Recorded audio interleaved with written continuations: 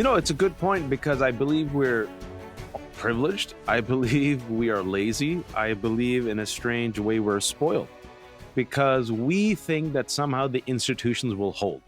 We think that all these gatekeepers are our friends and everything will go along fine. We could just watch sports and, bet on sports now and do fantasy football, right? And yet I'm going to one up Iran with another group of folks who are actually fighting in the streets and being oppressed. China, that's not getting enough attention. Yeah. Like, these COVID restrictions are a kind of a boot on the neck of the Chinese, another way for the totalitarian government to completely suppress any dissent. And what you've seen, something I haven't seen in years is the Chinese people say enough is enough. And now you're seeing all these folks come out and protest the Chinese government, the Communist Party. I mean, you and me are old enough. We remember that brief protest in Tiananmen Square where tanks were used to run over students, right? And the Chinese government completely suppressed coverage of that, but enough of it leaked out. Well, in 2022, and now leading into 2023, for the first time that I've seen in my adult life, Chinese people are like, I'm done. I'm stepping up and fighting. And they're doing it to the risk of their lives, Danielle. And so it's one of the situations where it's a rose and a thorn situation where you are mentioning the malaise of the general population in America, where we don't vote, even though, that's the number one group that needs to be activated. The group that can vote, but chooses not to vote in America. That's the majority. And you see folks in Iran dying. They're being killed. People don't realize that they're being tortured, arrested, and killed. In China, they're going to get tortured, arrested, and killed for speaking out for freedom. And so in a way here in America, we are very spoiled and we are very privileged and we are very lucky. And then the question is, how come we're not doing more? How come enough people aren't, using their privilege and their power? How come enough people, the average Jose's and Joes, aren't like angrier that the 1% made money during the pandemic while people died, especially frontline workers? Why aren't we angry that the 1% is getting more billions and not paying their taxes? Why aren't we angry that, our government just gave, $135 billion to the military-industrial complex, but now Democrats have to beg Manchin, Sinema, and Republicans for the child tax credit, which briefly, lifted up millions of our children out of poverty. And the last thing I'll say, the thorn, this is the anniversary, the 20th anniversary, right, of Sandy Hook. 10th anniversary. Time is a flat circle. And, it's one of those situations where, Rose and Thorn, I dropped off my kids for the first time in school. It was the first time they actually went to school during this lockdown. And as I dropped them off, I was like, wow, they're alive. They're happy. This is fantastic. And I remember I shared this on the podcast. As I was coming back, a thought entered my mind that I never would have imagined. Oh, what would happen if there's a mass shooter? And here we are with a 10-year anniversary of Sandy Hook, where privileged white kids were killed and America just didn't give an F. And now you fast forward and there's so many mass shootings that I forget.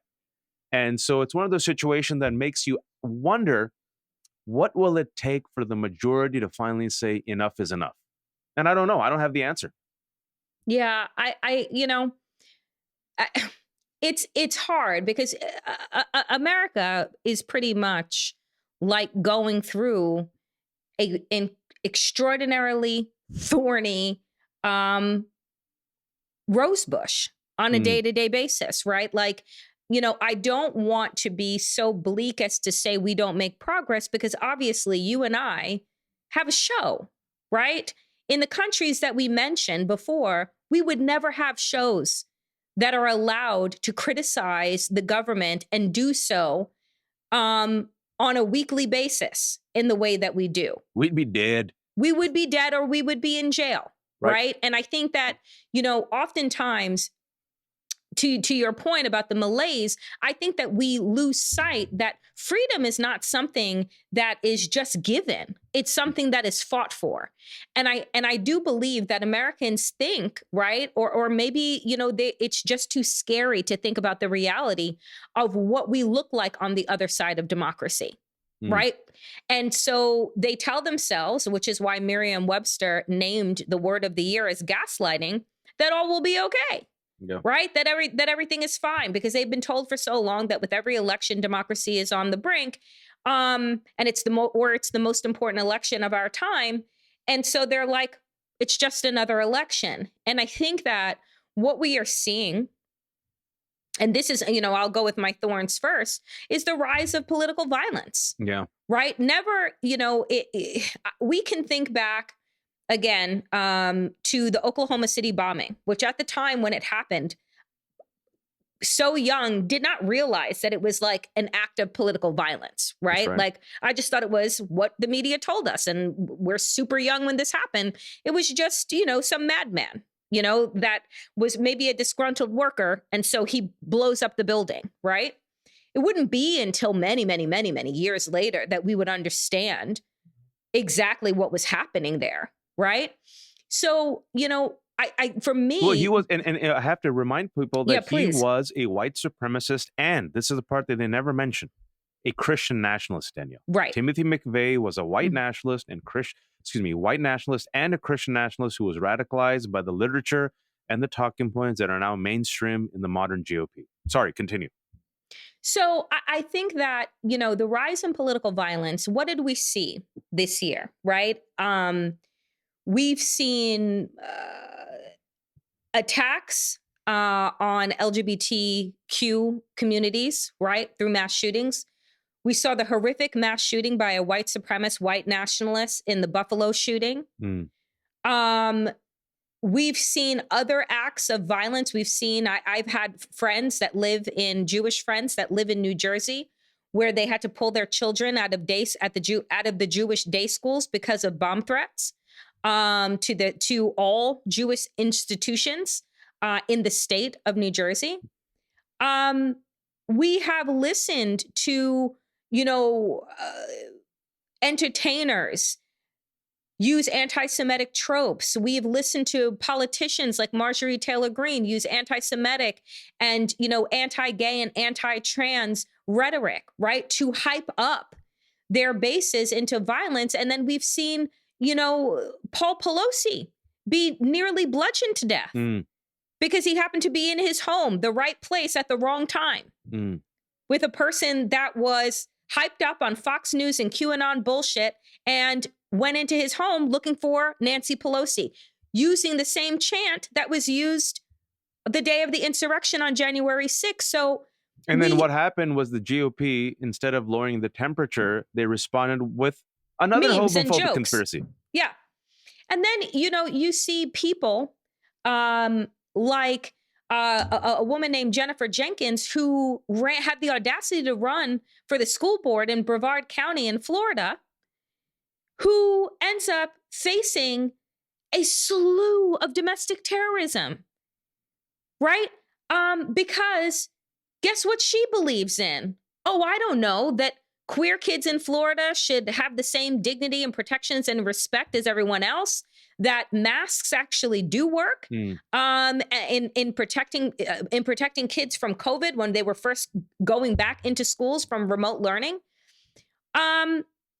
So we live now in a place where just the other day, as we're closing out this year, that we get word that 34 Republican members sent text messages to the former chief of staff to Donald Trump, Mark Meadows, in asking him on the day of the insurrection, while the world is watching these thugs storm the Capitol, build a gallows, saying for the president to call martial law, which they can't fucking spell, right? MARSHALL. Yeah, to call, as one of my followers said, oh yeah, to call for TJ Maxx law, and and it's at the bottom of the ticker, Waj.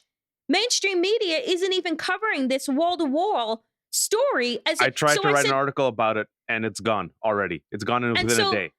They said, how do we get to this place? How do we get to this place of heightened political violence? Well, the mainstream media normalizes it, or they erase it altogether.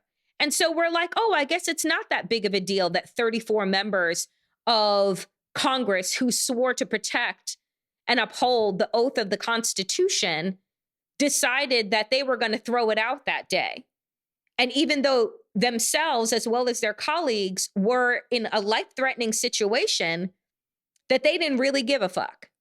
So for me, it just, I really, that to me was the biggest thorn of 2022, because we've just become so accustomed to political violence.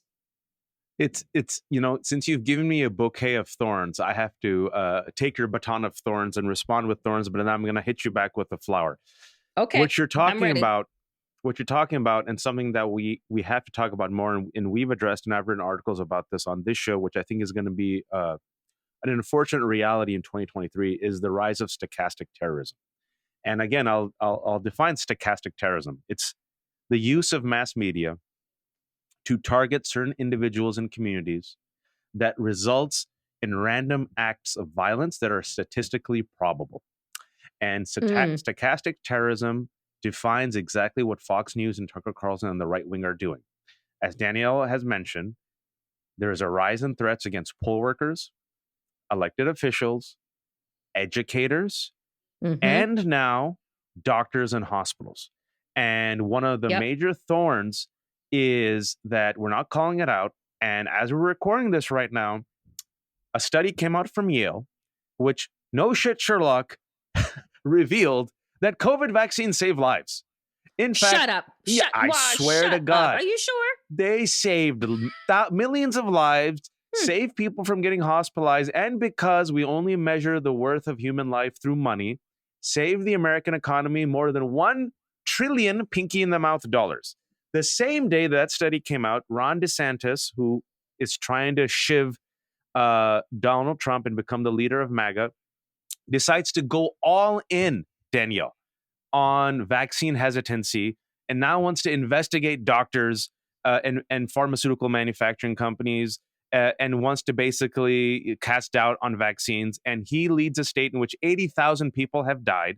And it's the same week that Elon Musk decided to attack Dr. Fauci, whose crime it was to basically spend his life trying to save people and trying to get them vaccinated. So the target now is on doctors and hospitals. And I'm so glad you mentioned it. They're using transgender kids to Trojan horse their fascist agenda.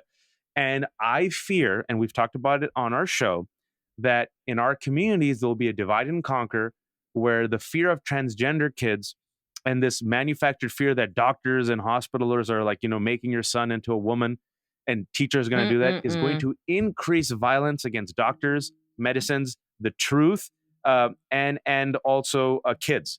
How do you fix that? I don't know. That's a major thorn that I think in our society we really have to look into, because I think it's going to get accelerated, because that's how DeSantis, of all people, decided to respond. He's like, oh, I will kill my own base to own the libs and win over MAGA. And it was a very deliberate, strategic move that he made to go all in with vaccine hesitancy, even though this mother effer got vaccinated, right?